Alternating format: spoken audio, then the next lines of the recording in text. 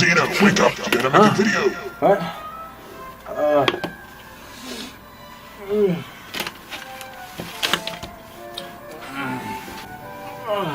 man. What the hell was I doing? You were up all night trying to practice drawing. Oh, you're right. Oh, I'm just sitting here drawing. Drawing. Like I'm never gonna get good at that. Alright, time to work.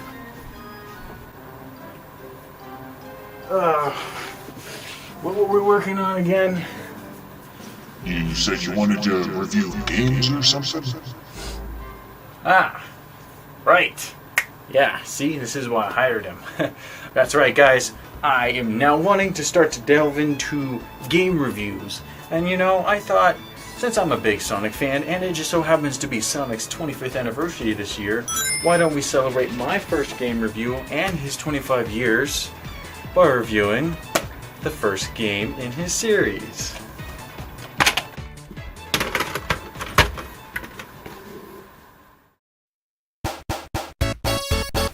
Ah, yes, Sonic the Hedgehog 1. Odd enough, it was the second Sonic game I ever played. Anyway, let's start off with the plot. There was an evil scientist that goes by the name of Dr. Ivo Robotnik, who wants to take over the world, and he's snatching innocent animals and turning them into robots. You, Sonic the Hedgehog, must stop this man by blasting through many different zones to finally put an end to Eggman's evil terror. Simple enough, so we just track this doctor down and try to stop him, but wait, there's also these stones called Chaos Emeralds that hold incredible power, and you must collect them all to make sure that Dr. Robotnik does not ever get a hold of them. There are 6 total in this game. Never wondered why, but I guess that explains why Sonic never goes super in this game, since he only got 6 out of the 7 emeralds.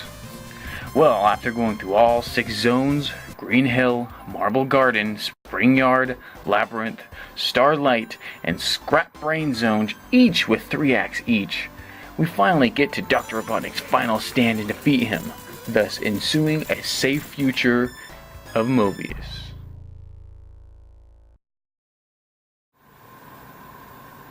Oh, pretty simple plot for a game in the 90s.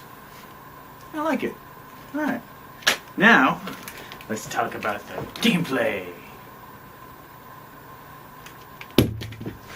Sonic the Hedgehog 1 is a super fast, action-based platformer, each with a zone's mission to get to the end of the act marked with the Dr. Robotnik sign, except for Act 3, which you face off with the Doctor to free a whole bunch of trapped animals inside a capsule. Sonic also gains acceleration when you hold right or left long enough, which is quite different from other games, since most other games have you hold a button to run or gain speed. Sonic can turn into a ball and spin on the ground. He can also do a spin jump, which is just him basically jumping in the air while spinning. These main moves are the main tools you use to destroy enemies in the game. Sonic can and will encounter these monitor boxes, which reward him/you with whatever it's displaying, from rings to invincibility to speed shoes to an extra life. You'll always want to find as many of these as possible. Speaking of rings, you'll want to collect as many as possible too, since it's Sonic's main form of protection. If Sonic gets hit while he has no rings, you lose a life. And if you lose all your lives, it's a game over for you. Rings also have another important purpose, which they're the key to getting the Chaos Emeralds in the game. If you manage to hold at least 50 rings by the end of Act 1 or Act 2 of a zone, you'll have the opportunity to jump into a giant ring that will teleport you to the special zone. This place is a weird LSD type area where you need to roll around until you come across the Chaos Emerald. Be sure not to touch the goal circles or else you'll get nothing and be teleported into the next act of a zone. Now, you technically only have 12 attempts at getting all 6 Chaos Emeralds, so it's really bad when you don't have 50 rings at the end of an act, or if you screw up in the special zone. Now, if you have all 6 Chaos Emeralds, you are treated at a different ending than if you were to have 5 or less emeralds, which is nice, but nowhere near as cool as the rewards you get in the later games. And I always wondered why Eggman still quote wins even if you have one emerald, because it's not like you can have ultimate power unless you have all 6/7 chaos emeralds. It always felt weird to me that was an issue. Moving on to zone design. Each zone feels nice and unique, and they each boast a pretty good and fitting soundtrack in my opinion.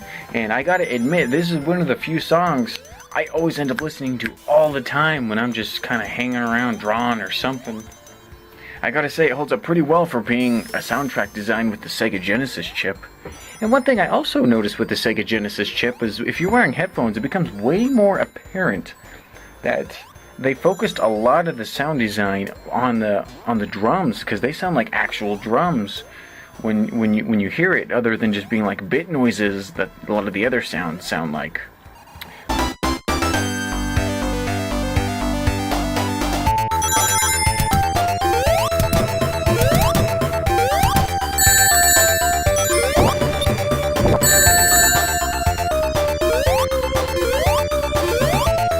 But yeah, I like the zone design. I even like how Robotnik makes you fall back to the Labyrinth Zone for Scrap Brain Zone Act 3 at the end of the game. It's almost like the developers are laughing. They're the ones portraying as Robotnik, and you're being Sonic the player. The developers are laughing at you, going, "Ho, ha! You have to do another slow water zone. Good luck being bored." Wow, that was totally botched. But something like that. Yes. I guess my only real complaint is the game time. If you played this more than once, or you're just really, really good at video games, you'll never really play this game for more than an hour or two. My one recording of this, of me collecting all 6 emeralds and beating the game with the final boss, plus watching the credits, only amounted to barely over an hour. But I guess that's just how lengthy video games were back then.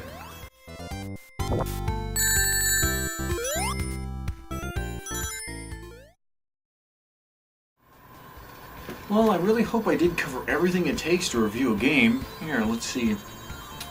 Plot, gameplay, level design, game design, bonuses. I think I did. Anyway, Sonic's first game may be short. Or maybe he just went through the zone so quickly and that's why... Wow, I just got philosophical on this. Anyway, it's a good start to the franchise, but we all know that his future games will succeed in many, many different parts at what this game tried to accomplish.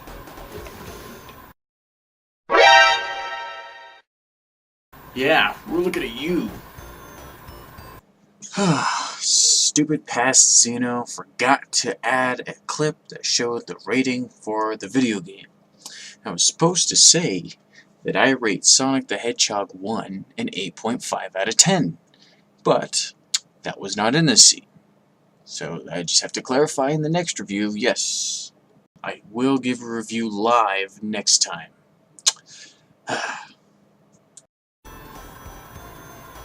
Yep, guys, stay tuned for the next review.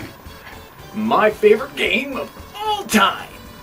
Almost. It's only beaten by one, actually, but stay tuned for Sonic the Hedgehog 2. Thank you for watching, and I will see you guys later. I'm going to play some frickin' Smash Bros.